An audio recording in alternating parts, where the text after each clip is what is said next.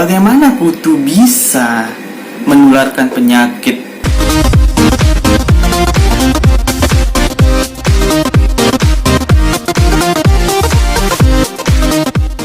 Halo Spotter, Selamat datang di channel Spoy TV. Sekarang saya akan membahas tentang Black Death. Apa itu Black Death? Black Death, black artinya hitam, death artinya mati. Jadi matinya kena azab. Maksud saya bukan seperti itu. Jadi seseorang itu meninggal sampai kulitnya itu menghitam. Bukan dia emang berasal dari kulit hitam ya, tapi kan dia menjadi hitam pas sewaktu dia meninggal. Kemudian penyakit ini menyerang 1/3 sampai 2/3 dari populasi di Eropa. Penyebarannya melalui 3 varian. Yang pertama melalui gigitan dari kutu, yang kedua melalui pernapasan, yang ketiga melalui 2 yang tadi. Yang pertama kita bahas, dia menular melalui kutu. Bagaimana kutu bisa menularkan penyakit Black Death ini? Si kutu ini awalnya dia hidup di tikus, binatang-binatang pengerat. Kemudian binatang-binatang pengerat ini terinfeksi dengan virus Black Death. Kemudian kutu-kutunya ini akan mencari makanan di hewan lain atau enggak manusia yang ada darahnya. Sewaktu tikusnya meninggal, dia akan mencari tempat makan baru, mencari darah baru. Bukan darah muda, tapi darah baru. Dia akan mencari darah baru. Di mana? Di hewan lain atau di manusia. Kemudian setelah si kutu menggigit manusia, kemudian penyakit Black Death ini akan menyerang kelenjar getah bening manusia yang ada di leher, ketiak, dan pangkal paha. Yang kedua, pernapasan. Melalui pernapasan, ternyata Black Death ini bisa menular seperti TBC melalui bacot. Ketika seseorang mengeluarkan udara, maksudnya seseorang yang mengalami Black Death ini, penyakit Black Death, menghirup udara, kemudian dia atau enggak dia atau enggak dia ngomong sama orang yang menghirup udara yang keluar dari mulutnya itu kemungkinan akan bisa terkena penyakit Black Death ini karena penularannya melalui droplet. Oke, Anda benar. Yang ketiga, campuran dari tikus dan pernapasan. Jadi di sini si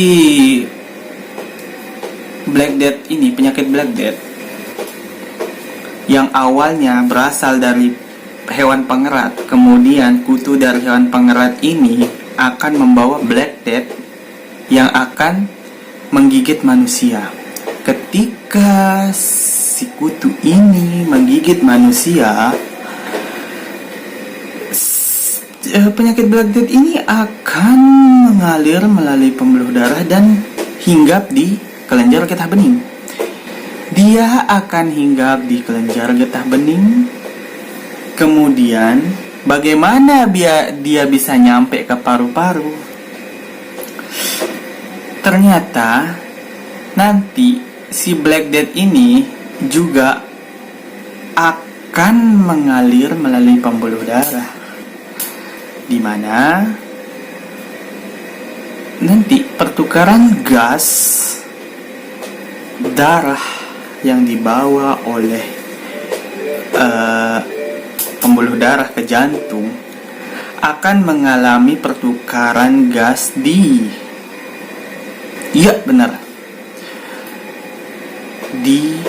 pembuluh darah vena pulmonalis. di vena pulmonalis. Selain dia keluar melalui congor-congor Anda yang terkena Black Death, dia juga akan mengalir melalui yang lain. Kemudian, zaman dulu, kenapa orang-orang yang mengalami Black Death ini meninggal? Maaf nih kalau saya salah. Ternyata cara untuk menanganinya aneh-aneh. Yang pertama, dia melakukan perobekan pembuluh darah di leher. Nih di sini, ini kan benjol di sini nih, sini 11 tempat kita bening, di ini dirobek, keluar darahnya.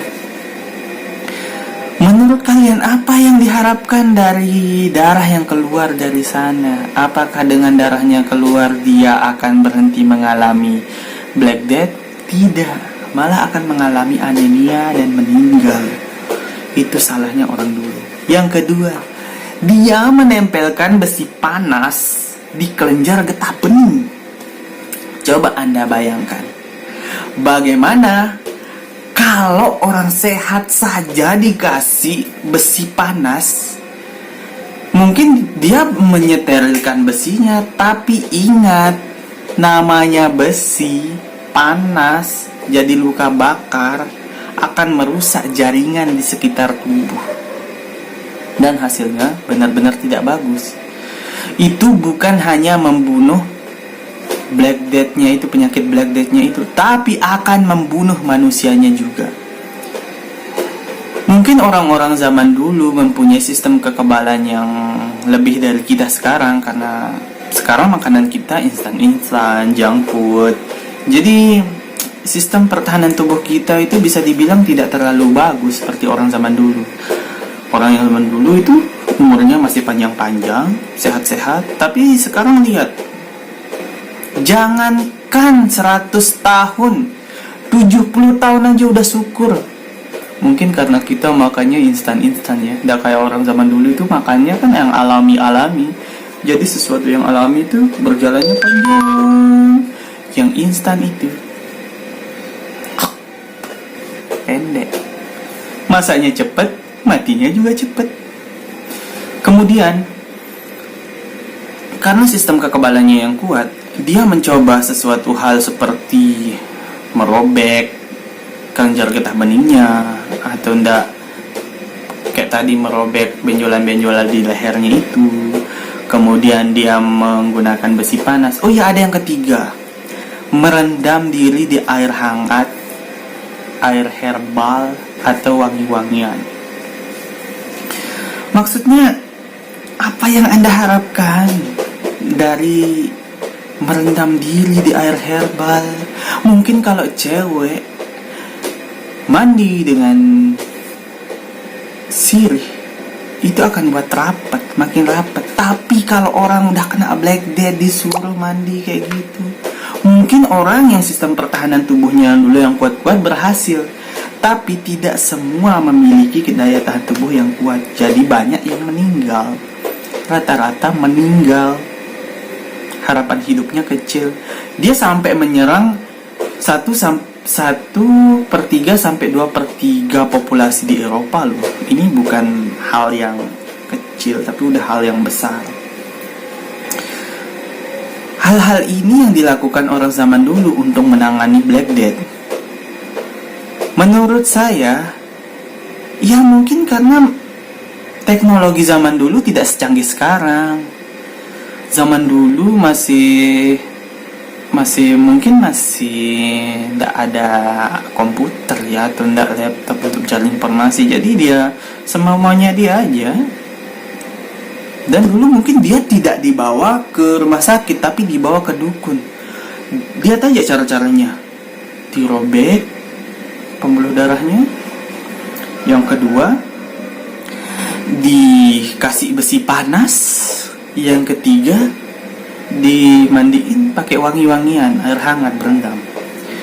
Itu kan cara-cara dukun. Kayak dulu orang kena malaria dipukul pakai sapu lidi. Ya iyalah dia bisa langsung sehat.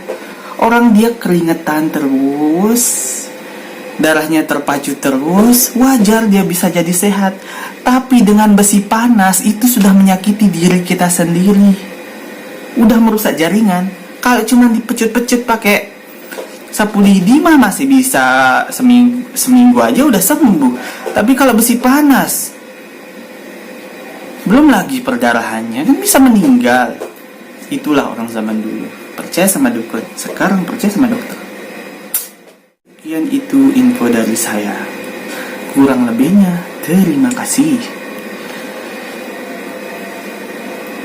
Sudahlah, saya nggak tahu menutup apa.